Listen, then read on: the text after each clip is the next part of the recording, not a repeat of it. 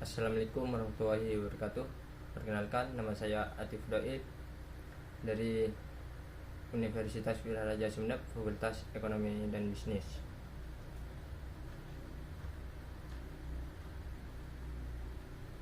Baik, saya akan menjelaskan dasar-dasar manajemen internasional. Ada 7. Yang pertama,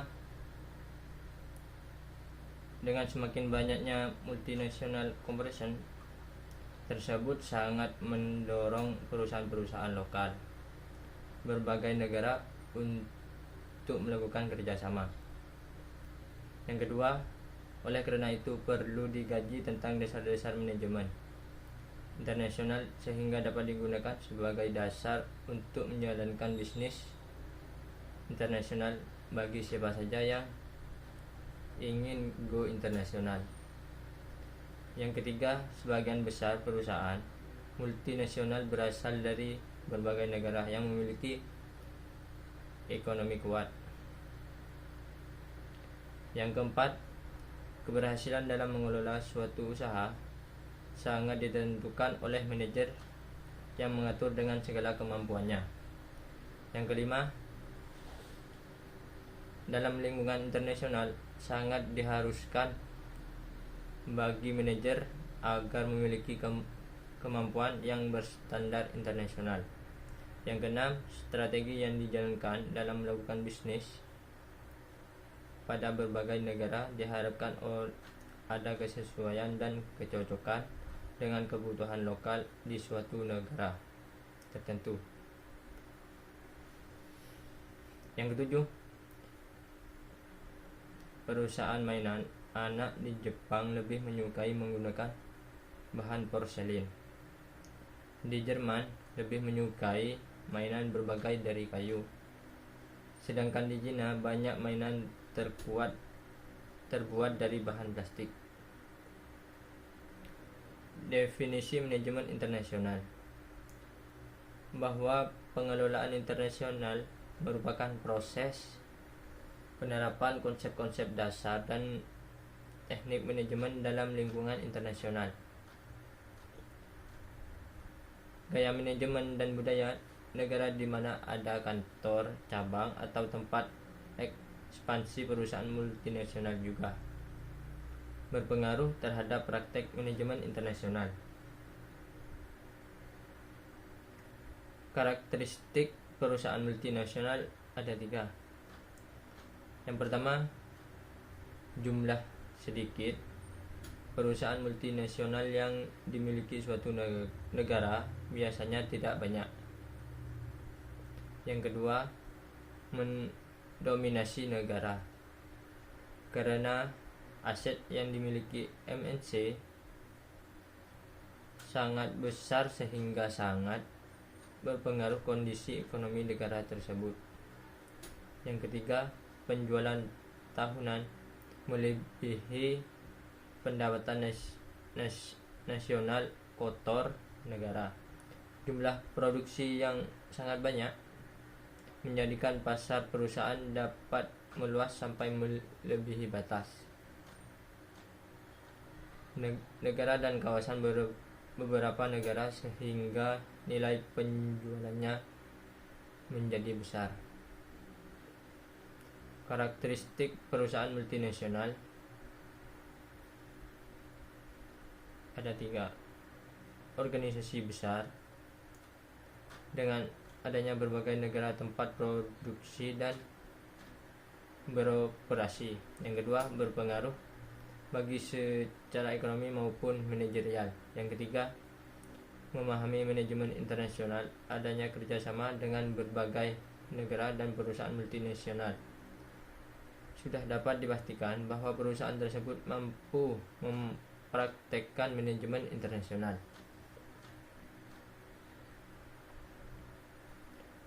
Karakteristik khusus ada 2.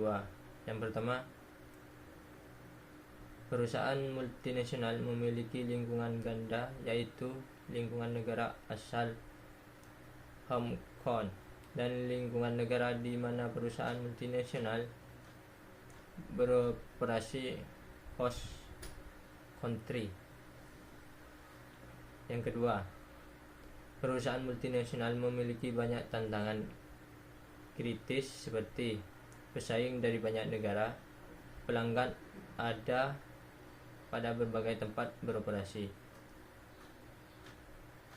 masuk dari negara asal maupun negara tempat operasi maupun dari keduanya.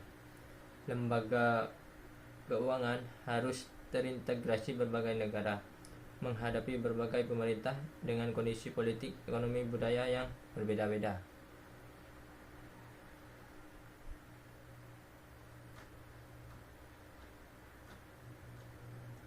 Karakteristik khusus perusahaan multinasional pada umumnya memiliki kewenangan kepemilikan secara keuangan tersentral.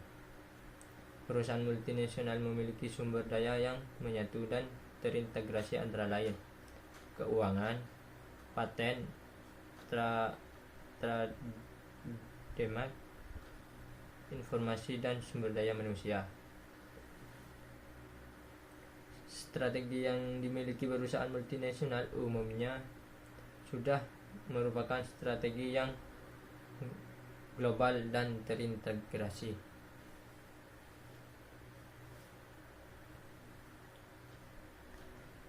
Alasan go internasional.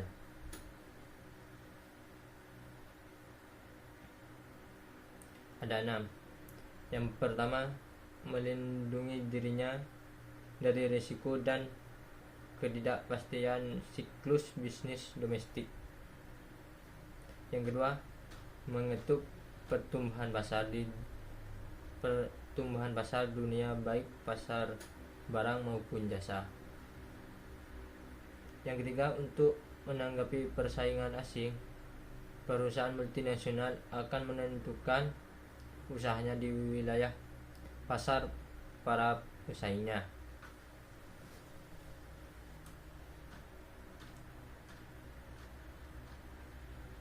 Yang keempat, mengurangi biaya produksi.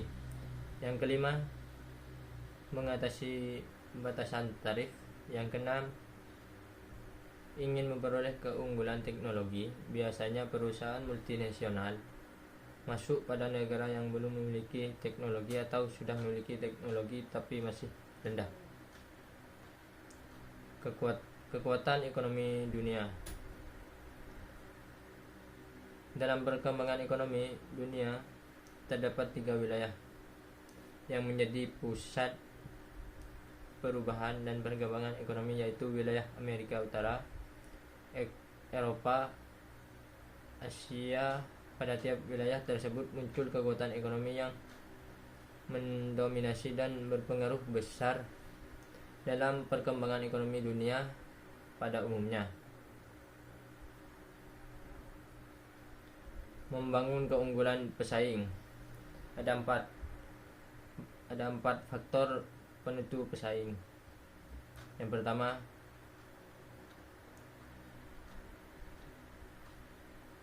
labor cost atau biaya tenaga kerja, tingkat bunga atau interest rate, nilai tukar, exchange rates. Yang keempat, skala ekonomi atau disebut economies of scale.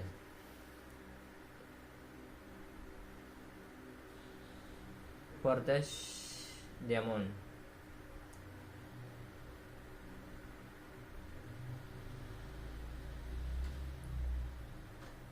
Portes Diamond ada 4 faktor: kondisi permintaan, industri pendukung, dan keterkaitan, strategi, struktur, dan perusahaan. Yang pertama, faktor kondisi. Tanah, tenaga kerja, dan modal. Suatu negara harus selalu memperbarui dan menyesuaikan sebagai faktor produksi. Contoh, apabila suatu negara dapat melakukan ekspor buah-buahan, pada dapat disertai dengan membuka lembaga penelitian untuk cara-cara penanaman, pengepakan dan pengantaran buah-buahan ke berbagai negara. Memiliki rumah sakit khusus diabetes, maka sebaiknya negara tersebut memiliki kemampuan untuk mengekspor obat-obatan untuk penyakit diabetes. Yang kedua, kondisi permintaan. Kondisi permintaan akan barang dan jasa akan memperkuat keunggulan bersaing. Apabila disertai dengan ketahuinya kondisi keinginan dan selera pelanggan, apakah bentuknya, bobotnya, dan hal ini akan memiliki daya inovasi tinggi. Yang ketiga, keterkaitan dan industri pendukung. Dalam memiliki kompetitif advantage adalah saling berhubungan dan saling mendukungnya industri-industri terkait. Apabila salah satu perusahaan pemasok saling berdekatan tempatnya, maka akan biaya input menjadi rendah. Yang keempat, strategi, struktur dan pesaing perusahaan. Apabila di negara lain dapat terorganisir dan dikelola, sebaiknya mungkin sama dengan perusahaan multinasional lain di negara tersebut. Dapat mengetahui berbagai macam pesaing di negara lain di mana perusahaan tersebut melakukan bisnis. Bagi perusahaan yang terus-menerus melakukan inovasi, akan mengalami perkembangan dan berkelanjutan sehingga pada akhirnya keunggulan atau competitive advantage akan nampak di depan mata dengan mudah dapat diraihnya.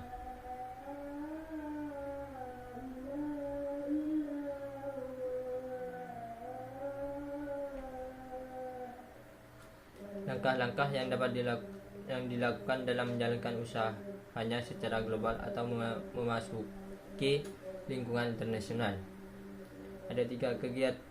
Yang pertama, kegiatan mengakses penelitian manajemen internasional. Yang kedua, mempelajari manajemen internasional.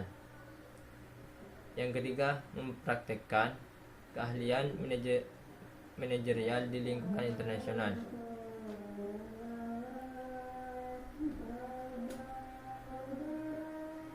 Persiapan manajerial dalam internasionalisasi. Orientasi pengembangan wawasan internasional secara mikro, seperti pengembangan dan penelitian manajemen internasional terbaru dan akses terhadap studi-studi manajemen internasional.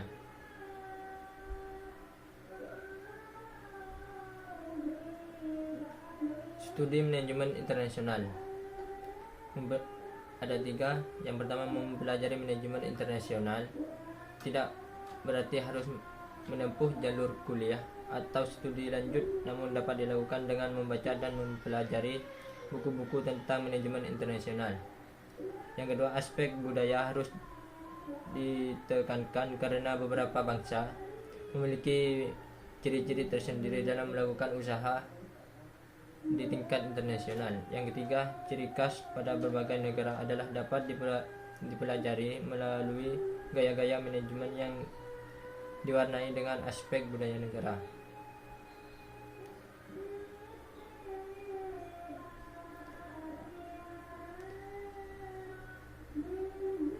Manajemen internasional secara praktis ada 2. Bahasa yang digunakan dalam berkomunikasi. Yang kedua, perilaku dan menghadapi orang lain. Baik, terima kasih. Cuman itu yang saya sampaikan, kurang lebihnya mohon maaf. Wassalamualaikum warahmatullahi wabarakatuh.